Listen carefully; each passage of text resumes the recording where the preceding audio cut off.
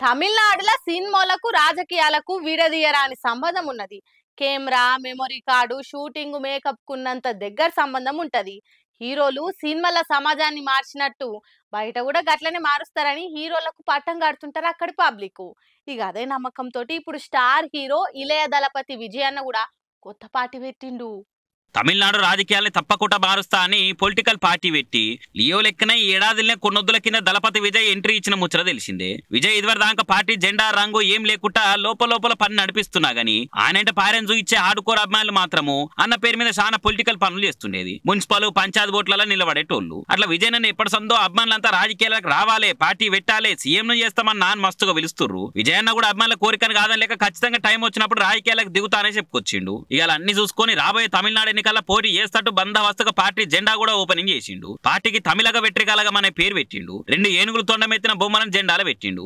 ఇక జెండాల తిలకం రంగు నడిమిట్ల పసుపు రంగులు పెట్టిండు. ఎన్నికల సంఘంలో గుర్తు కోసం అప్లై కూడా చేసిందట. అయితే తమిళనాడులో ఇదివరకే సినిమాల పార్టీలు మస్తు ఉన్నాయి. జయలలిత పార్టీ అన్నా డిఎంకే కూడా సినిమాలు పెట్టిన పార్టీనే.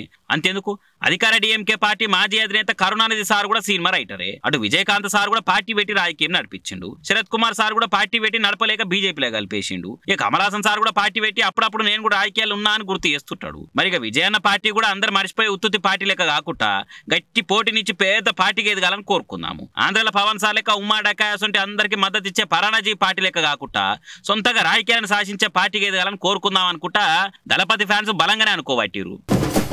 ఎలక్షన్ల పేరు మీద ఏపీ పాలిటిక్స్ లో లేచిన పంచాయతీలన్నిటికీ దాదాపు పరదపడ్డది కానీ మెగా వర్సెస్ అల్లులొల్లికి మాత్రం ఇంకా ఫుల్ స్టాప్ పడలేదు.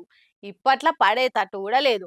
అప్పటిదప్పట్లోనే అంత అయిపోయింది, ఏం లేదుగా అన్నట్టుగా అనొస్తుంది. మళ్ళీ వారం లోపట్నే వార్షాల ఇద్దరు ఫ్యాన్స్ నడుమ సోషల్ మీడియాలో కొట్లాటలకు టైటిల్స్ పడతాయి.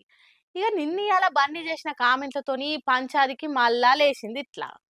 నంద్యాల వైసీపీ ఎమ్మెల్యే క్యాండిడేట్ తరపున ప్రచారం చేసిన కానుంచి ఐకాన్ స్టార్ అల్లు అర్జున్ మీద తగ్గేదేలే అనుకుంటా బగ్గా హాట్ పోస్టులు ఘాటు కామెంట్లతోని మెగా ఫ్యాన్స్ అరుచుకుంటున్న ముచ్చట తెలిసిందే. పవన్ కి ప్రచారం చేయకుండా పడని పక్క పార్టీ లీడర్ కు ఓట్లేమని ఎట్లా చెప్తావు అనుకుంటా అలా ఇంటోళ్ళు పల్లెత్తు మాటనకున్నా గానీ డై హార్డ్ ఫ్యాన్సే కొంచెం హార్డ్ ట్వీట్లు వేస్తున్నారు. ఆ భయానికే ఏడా సినిమాకి నెగిటివిటీతో నెత్తినొప్పి లేస్తుందో అని పుష్ప2 కూడా వాయిదేసుకున్నారని కూడా వచ్చింది. జర్ర నొద్దులు అయితే అంత మంచిగా అవుతుంది. మళ్ళా mega Allu family Sankranti cinema పాటలకు ఫ్యామిలీ వీడియోలతో రీల్స్ చేస్తారు కావచ్చు అనుకుంటే నిన్న ఓ సినిమా ఈవెంట్ లో బన్నీ మాట్లాడిన కామెంట్లు మళ్ళా కొత్త కొట్లాట కొబ్బరికాయలు కొట్టినాయి.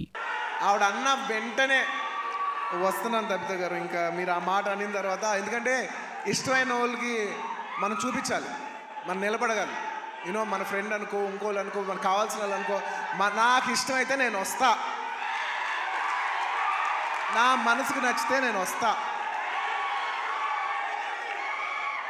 అది మీ అందరూ తెలిసిందే.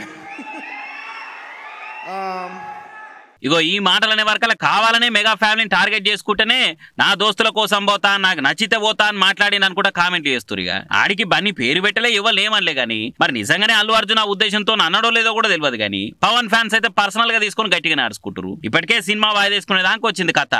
అయినా ఆకుండా ఇంకా ఇట్లనే మాట్లాడితే ఊకునే తందుకు మేము ఫ్లవర్లు అనుకుంటున్నాడా, ఫైరు అనుకుంటా ట్వీట్లు వేస్తున్నారు. కానీ కథ చూస్తుంటే మెగా ఫ్యామిలీకేలో అల్లు ఫ్యామిలీకేలో ఎవరో ఒకరు వచ్చి అసలు ముచ్చట ఇది అని క్లారిటీగా చెప్తే గానీ ఆగం పంచాయతీకి శుభం కాటు వారి తట్లేదు పోరి.